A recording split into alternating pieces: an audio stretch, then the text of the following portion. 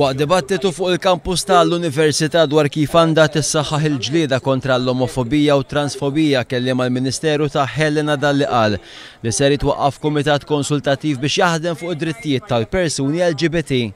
Jonathan Brimmer qal li dal-Kunsill se jkun fdat bi preparazzjoni ta' abbozzi tal-liġijiet marbuta ma' drittijiet ta' persuni omosessuali. Huwa qal il-priorità ta' dan il-Kunsill se tkun li jipproponi abbozz ta' liġi għall-Unjoni Ċivili bejn persuni tal-istess sess.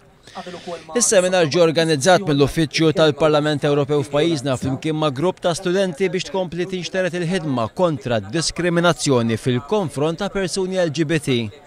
Il-psikologu Bernard Caruana li kien wieħed mill-5 kelliema fid-dibattitu qal il-bullying itellef il dawn il-persuni mill-istudji tagħhom, inaffarhom mill-ħajja soċjali u bekk ma jiżviluppawx il-potenzjal tagħhom.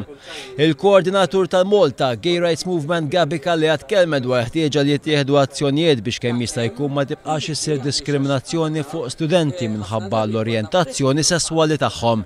Hija fistret kif atteġġament diskriminatorju jtellef liż-żgħażagħ fl-istudji u l-ħajja soċjali tagħhom.